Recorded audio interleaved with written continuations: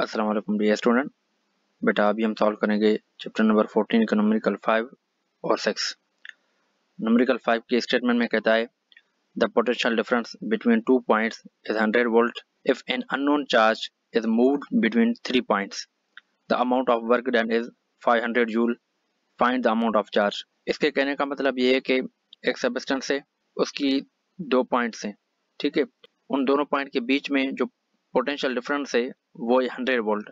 उस सब्सटेंस के अंदर एक चार्ज पड़ी हुई है जो कि इन थ्री पॉइंट्स को क्रॉस कर रही है। इन थ्री पॉइंट्स को क्रॉस करने के लिए वो जो वर्क कर रही है वो 500 जूल कर रही है, ठीक है। कहता है कि ये जो चार्ज है, इस चार्ज का अमाउंट कितना है।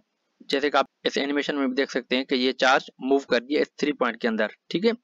तो कहता है कि ये चार्ज जो है इन थ्री पॉइंट को क्रॉस करने के लिए 500 जूल वर्क कर रही है, ठीक है।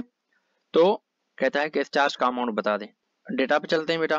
तो डेटा में हमें पोटेंशियल डिफरेंस जो दिया हुआ है बेटा इन दोनों पॉइंट के बीच का वो है 100 वोल्ट, ठीक है। तो पोटेंशियल डिफरेंस को हम V से भी डिनोट करते हैं। उसके बाद वो चार्ज जो वर्क कर रही है वो है 500 जूल और हमें कहता है कि उस चार्ज का हमें अमाउंट बता दें। सोल्यूशन पे चलते हैं बेटा।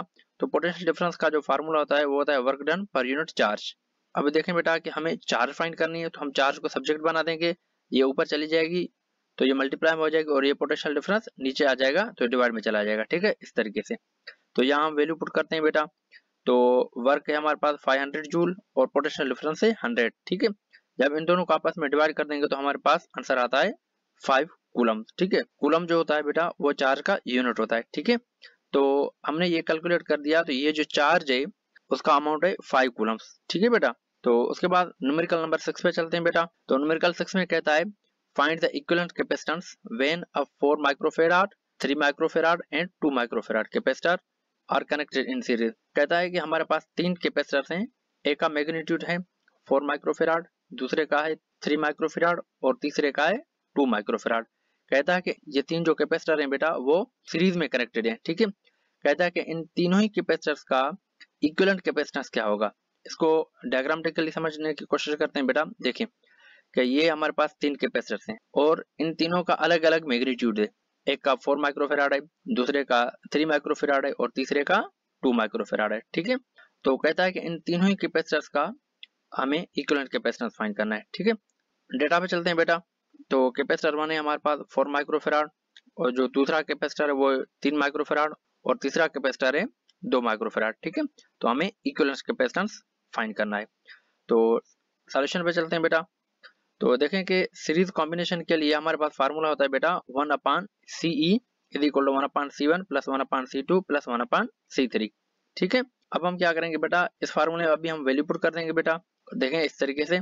तो ये हो जाएगा C1 का वैल्यू हमारे पास 4, तो ये हमने 4 पुट कर दिया और कैपेसिटर 2 है हमारे पास 3, तो ये 3 पुट कर दिया और कैपेसिटर जो 3 है उसका मैग्नीट्यूड है 2, तो ये हमने 2 पुट कर दिया।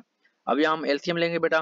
तो ये हमारे पास एलसीएम क्या आ जाएगी 12 और ये हमने उसके बाद ये सॉल्यूशन किया तो ये आ जाएगा 3 4 into 6, ठीक है। कि ये 3 4 और 6 को जब आपस में प्लस कर देंगे तो हमारे पास आंसर आ जाएगा 13 डिवाइड बाय 12, ठीक है। तो यहाँ हम बाय क्रॉस मल्टीप्लाई करते हैं बेटा। तो उसके बाद ये इस तरीके से हो जाएगा। तो C is equal to 12 divide by 13, ठीक है। जब हम 12 को डिवाइड कर देंगे 13 से तो हमारे पास फाइनल आंसर आता है 0.92 माइक्रोफैराड, ठीक है बेटा।